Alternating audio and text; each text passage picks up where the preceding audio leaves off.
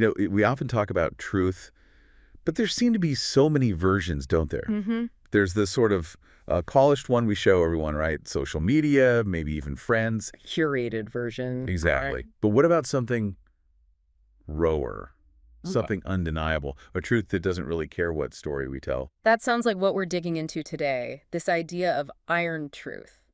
Or maybe gym truth. It sounds cold, maybe a bit unforgiving. It is, and that's the whole point, really. Our source for this deep dive, it's excerpts from The Iron's Truth, Discipline Over Excuses. Ah, okay. And specifically, there's this one section, The Iron Doesn't Lie, Your Excuses Do. It just frames it perfectly. It's right to the heart of it, So self-honesty. Precisely. Which, it sounds simple, but it's surprisingly powerful, a real foundation. And that's what we want to explore in this deep dive, isn't it? Unpacking that idea.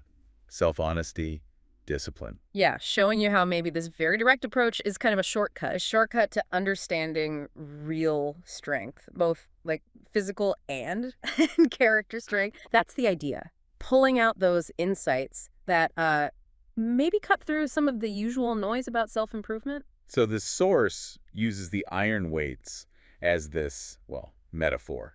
Or maybe more than a metaphor. I think it's presented as like a physical manifestation of truth. The book argues the iron doesn't care about your story. It just is. Right. It doesn't lie. You either lift that weight or you don't. You show up consistently or you stay weak. There's no gray area. It's binary. Completely. And your results, your body, they reflect that reality. No hiding. That connects to another point in the source, the bit about no app for discipline. That really stands out, especially now. Oh, absolutely. In a world searching for the next hack, the quick fix. Yeah, the easy download. How hard is it for people to accept that some things, like real strength, just don't have shortcuts? It's incredibly tough. I mean, we're wired for comfort, aren't we? The source kind of contrasts motivation and discipline here. Also. Well, motivation is described as maybe fleeting, like a child's game. Discipline, though, that's different. Not an app you can just install. Exactly. It's an internal thing. It's habit. It's showing up even when you don't feel like it. That consistent, quiet choice. Day after day. That image the source uses about your body telling a truth your mouth tries to avoid, that's quite vivid. It is. It forces a confrontation, doesn't it, with your own self-deceptions. You can talk a good game, say you're trying. But the physical reality tells the real story. Like, getting winded, walking upstairs. The stairs are like the iron in that moment. They reveal. The ultimate lie detector for your effort. Precisely. And the book argues this goes even deeper than just physical fitness. It says the iron. Yeah. It sort of exposes your soul. Your soul? How? By revealing the history of your choices. Every skipped workout, every late night binge maybe, times you chose comfort over the hard thing. It's all written there. Wow. That sounds potentially quite harsh, confronting. It can be, but here's a really interesting twist the source points out. Yeah. Even though it reveals everything, the iron itself is impartial. It will never judge you, only reveal you. So it doesn't care about your excuses. Tired, broke, heartbroken. None of that matters. Nope. It just reflects the action. You lift it or you don't. You get stronger or you stay the same or get weaker. That lack of judgment.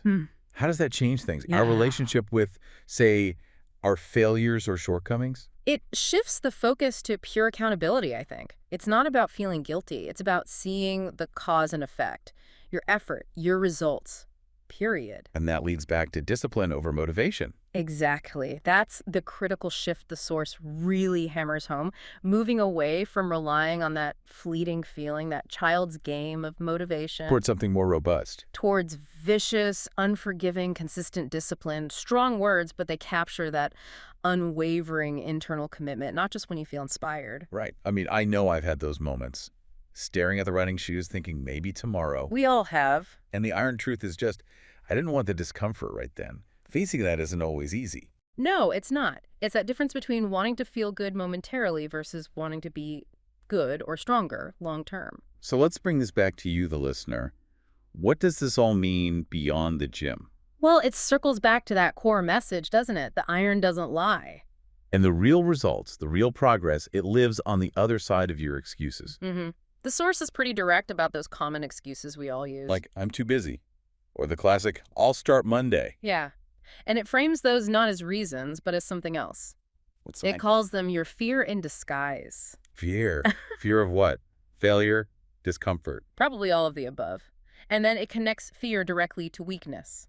It says, fear breeds weakness. Fear creates cowards. Fear keeps men average. Yeah, that's Yeah. quite a statement. It's suggesting excuses aren't just harmless rationalizations. Not at all. They're seen as actively detrimental, like mental quicksand, maybe. The more you avoid the truth, the more stuck you get. Whereas the iron, or facing any hard truth, forces you onto solid ground. Exactly. And this isn't just about being physically weak. It's about being held back from your potential in a much broader sense. Which leads to how these principles apply outside the gym. You mentioned character earlier. Right. The source connects the act of pushing yourself physically with building intangible qualities. Like what? Things like character, integrity, dominance. Not dominance over others necessarily, but maybe self-mastery. So hitting the gym isn't just about muscles. Not according to this view. It's about building yourself holistically. That discipline you forge lifting weights, that honesty, it spills over. Into work, relationships, other goals. That's the argument. Think about pushing through that really tough last rep when every part of you wants to quit. Yeah. That's a small act of perseverance, a micro habit. And doing that repeatedly builds resilience. So it makes other hard things feel maybe more manageable. Potentially, yes. That difficult conversation, sticking with a project, being reliable, the gym becomes a training ground for life's challenges. A crucible, as you said. Okay, so as we wrap up this deep dive, let's leave you with something powerful from the source material to think about. Right, that final image. Imagine it's tomorrow morning. Your alarm screams. Your immediate thought is, just 5 more minutes. Sleep. We've all been there. The choice is yours. But the source asks you to remember, the iron doesn't lie, but your excuses do. And then it hits you with that final, really provocative thought. It asks you to think about your future self. What about him? It says he's watching the choices you make right now. Wow. And the challenge is, will that future self look back and thank you or resent you for what you do today? That really makes you pause. So the question for you listening is, where in your life are you facing an iron truth right now? What excuse might be standing in your way? Yeah. What choice will you make? It's a compelling thought to carry forward, isn't it? Your choice.